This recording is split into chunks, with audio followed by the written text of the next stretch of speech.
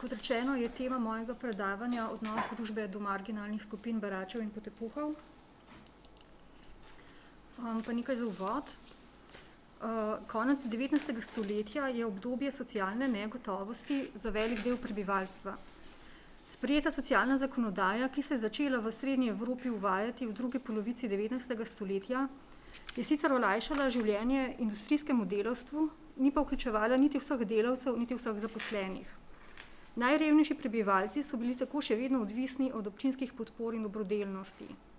Obdobje od konca 19. stoletja pa je bilo tudi obdobje postopnega spreminjanja pogleda na revščino in vzrokov zanjo, kar je prišlo do izraza predvsem po prvi svetovni vojni, ko so države zaradi težkih socialnih razmer in naraščajočega števila ljudi, ki so potrebovali pomoč, dopolnjevale obstoječo zakonodajo in sprejemale nove socialne zakone, ki so vključevali vedno večje število prebivalstva. Vendar pa se je tudi v tem obdobju dobršen del prebivalstva je ostajal nezaščiten in posledično odvisen od javne pomoči ter dobrodelnosti, saj so bili vsi tisti, ki jih socialna zakonodaja ni vključevala ali pa jim njeni ukrepi niso zadostovali, venomer izpostavljeni tveganjem ter odrinjenosti na rob družbe. Odnos do revnega prebivalstva se je postopoma spreminjal, posamezniki iz dna družbe, berači in potepuhi, pa so bili deležni enakega odklonilnega odnosa. Razloge tako za revščino kot za kriminal so ob koncu 19. stoletja še vedno videli v posamezniku in ne v družbeno-ekonomski ureditvi. Pri tem je bil pomemben dejavnik tako za kriminaliteto med revnimi kot za samo revščino alkoholizem, da je bil alkoholizem razumljen kot vzrok za delomrznost in posledično revščino, je razvidno tudi iz dejstva, da so tudi alkoholike recimo dali na prevzgojo v prisilno delavnico. Vendar pa se je ob koncu 19. stoletja odnos do revščine postopoma pričel spreminjati. Pričele so se spreminjati individualistične razlage povezanosti revščine in kriminala ter se umikati kolektivnim teorijam o degeneraciji in urbanem propadu. Krivdo so pripisovali okolju, katerega del so bili revni posamezniki, izpostavljenosti bedi, slabim higienskim pogojem in slabim vplivom, kar je bilo posplošeno na vse posameznike, ki so živeli v revščini in so bili zato avtomatično potencialni kriminalci.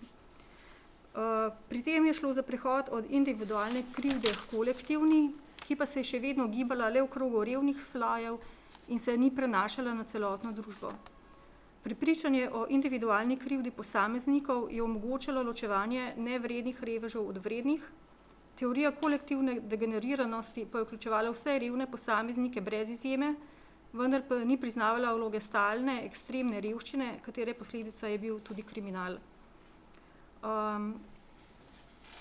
Poleg tega se je ob koncu 19. stoletja pričel pojavljati nazor, ki je krivil ekonomski ustroj za revščino širših množic ter posledično potem tudi za beračenje, potepanje in kriminalnost. Pojavilo se je zavedanje, da posameznik ni bil nujno sam kriv za svoj položaj, temveč je bila krivda v sistemu, ki je dovolil, da so bile množice potisnjene na rob družbe, kjer so bile prisiljene v životarjenje. Ker je število brezposelnih in posameznikov na robu preživetja naraščalo, je postajalo očitno, da klasična tradicionalna dobrodelnost ni več ustrezala razmeram in je bilo potrebno probleme reševati sistematično. Takšen pogled na družbene in gospodarske razmere je postopoma vodil v spremembe, širjenje obstoječe in nastanek nove socialne zakonodaje. Odnos družbe do marginalnih skupin beračev in potepuhov je najbolj viden skozi analizo takratne zakonodaje ter njene implementacije v praksi.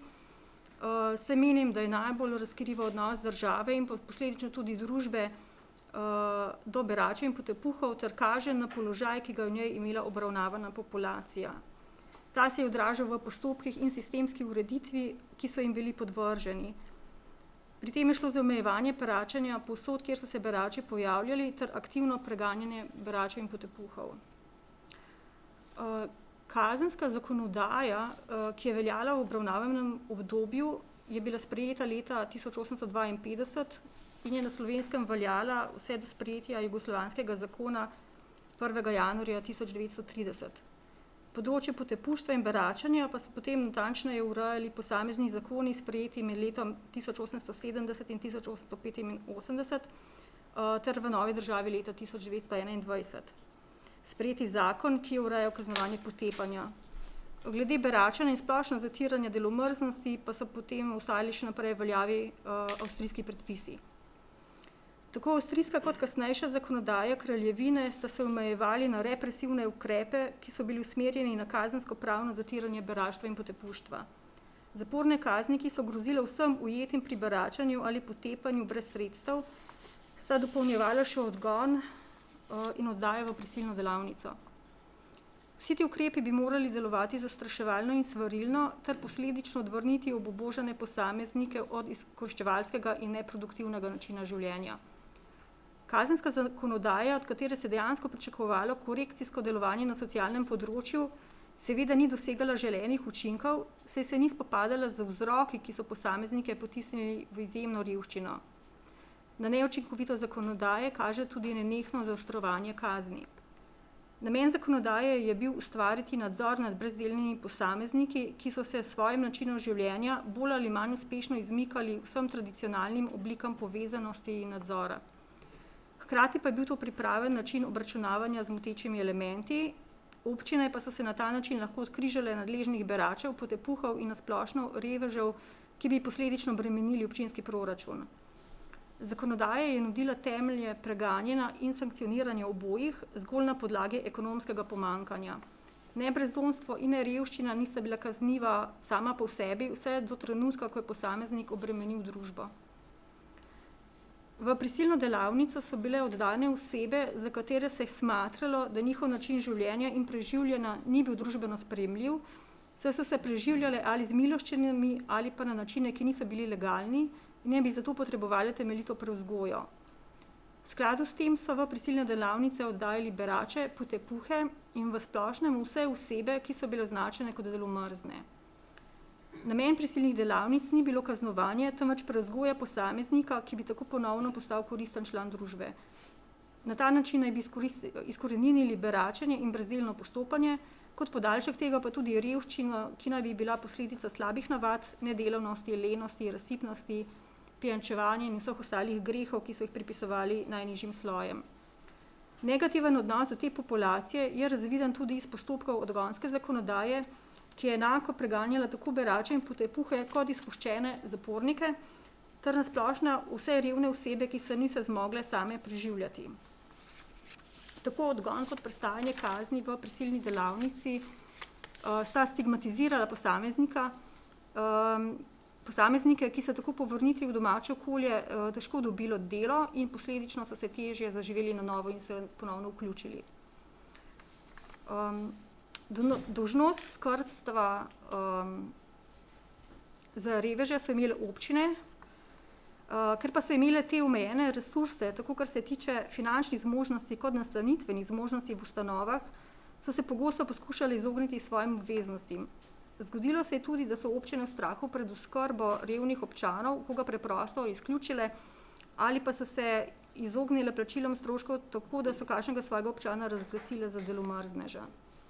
Ker so občine po lastni presoji odločale, kdo je upravičen do podpore in med prosilci diskriminirale, tako da so izločile tiste, ki naj bi obubožali po lastni krivdi, oziroma se niso izkazali z moralnim načinom življenja, berači pogosto niso izpolnjevali pogoja za pridobitev trajnih podpor. So pa v določenih izjemnih primerih bili sprejeti v obubožnice ali pa dobili vsaj začasne podpore. Kako veliko breme so bili reveži za občine, se tudi vidi iz tega, da so omejevale poroke med reveži oziroma poroke na roko. Izključeni so bili vsi tisti, ki so si preživljali z beračenjem, prejemniki občinskih podpor in pa v splošnem vsi tisti, ki naj ne bi zmogli preživljati družin. Vendar pa odnos do teh družbenih skupin ni bil nujno le odklonilen, je pa njihov med dobrodelnim in represivnim, prevladoval pa je pretežno represiven odnos, saj so bili berači in potepuhi marginalizirani, preganjani in stigmatizirani ter odvisni od javne dobrodelnosti v celotnem obravnavanem obdobju. Razširjene so bile predstave o teh ljudeh kot o kriminalcih, alkoholikih, prenašalcih bolezni ter splošni grožnji življenju in premoženju. Takšno prepričanje je pomagalo utrjevati tudi časopisje, ki je o beračih in potepuhi najpogosteje negativno poročalo in je tako utrjevalo povezavo med revščino, beračenjem in kriminalom. Pri tem je šlo največkrat za poročilo o tatvinah in požigih, v katere naj bi bili oboji vpleteni. Pojavljali pa so se tudi članki, v kateri so javnost seznanjali z zlorabami in s prevarami strani beračev, ki naj bi simulirali fizične in psihične težave, s katerimi naj bi podprli lažne zgodbe o revščini. Glavni namen tega poročanja pa je bilo odvračati posameznike od podeljevanja miloščin v razmerah, ko se je beračenje pretirano razširilo. Podobne zgodbe o beračih in potepuhih so se pojavljale tudi v otroški literaturi, ki pa so bile namenjene v svarilom otrokom in bolj kot opomin, kaj vse se lahko zgodi, če bodo tudi sami v prihodnosti delomrzni.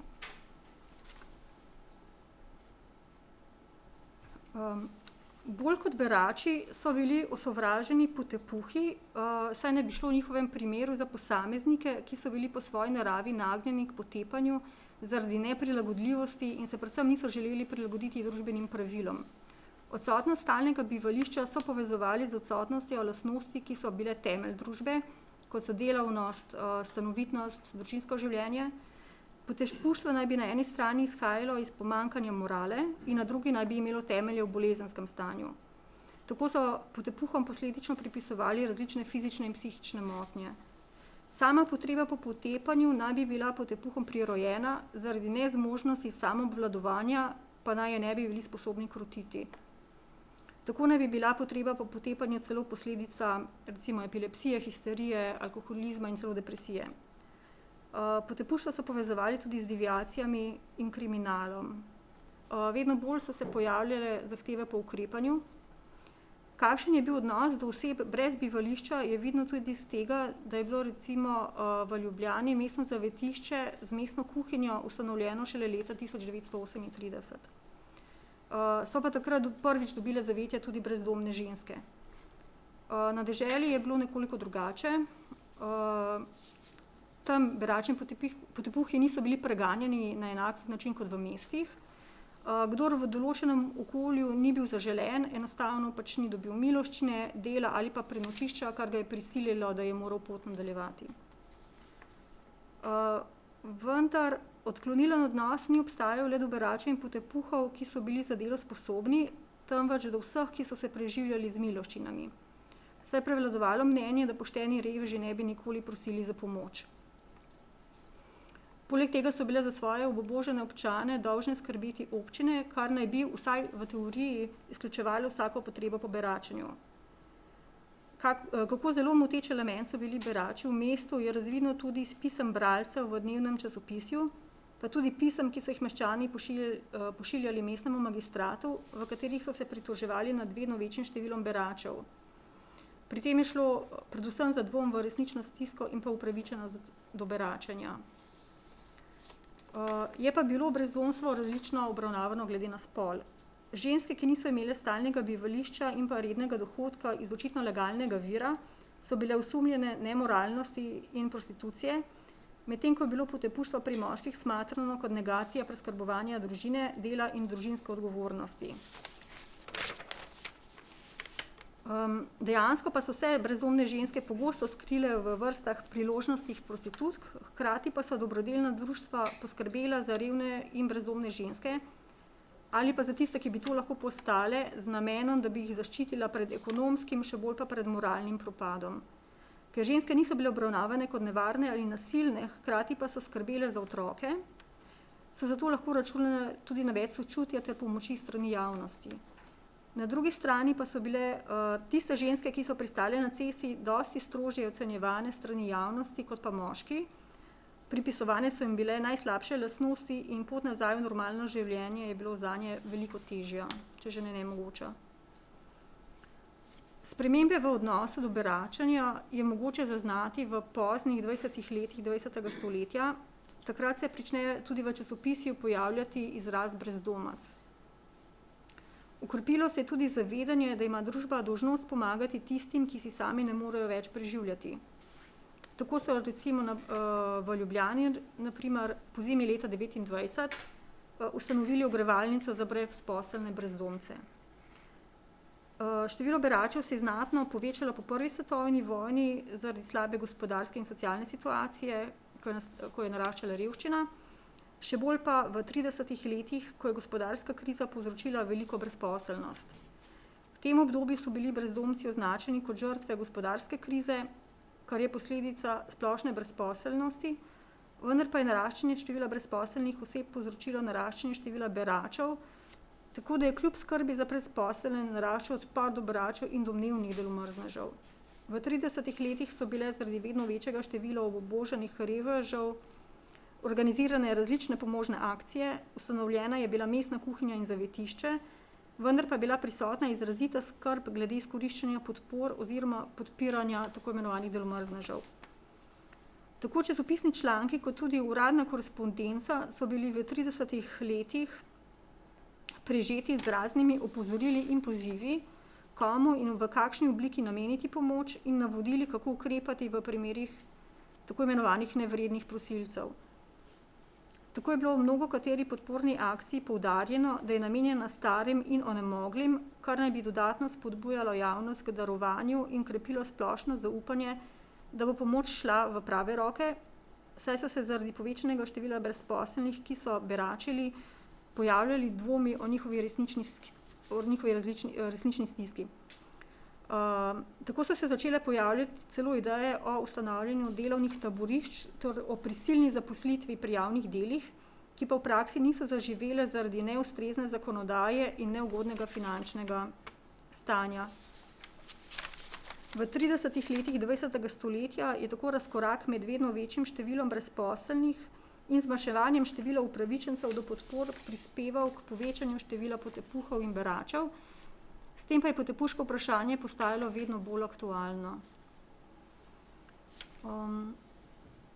V današnjem predavanju sem predstavila le del moje raziskave, ki je predvsem temeljila na analizi zakonske ureditve. V manjšem delu sem se v svoji raziskavi sicer na kratko posvetila tudi problematiki povezani z Romi, ker so bili tudi oni potepuhi. Sem se pa temu danes izognila, ker je to zelo obsežna tema. Za zaključek bi samo povedala, da v tem celotnem obravnavanem obdobju se odnos do marginalne populacije ni bistveno spreminjal. Kljub določenim spremembam glede dojemanja revežev in revščine, do katerih je prišlo v poznem 19. stoletju in zgodnjem 20. Ko se je pojavilo zavedanje o vplivu ekonomskega sistema in družbenega okolja, je do sprememb prihajalo zelo počasi. Zakonodaja se je celo zaostrovala, marginalna populacija ni bila deležna oblik pomoči, ki bi bile ciljno namenjene izboljšanju njihovega položaja. Pri ocenjevanju prosilcev za pomoč pa je imel še vedno najvišjo vlogo njihov moralni značaj. Hvala. Doktor Grošelj, hvala za res zanimivo tudi poučno predavanje. Hvala. Zdaj smo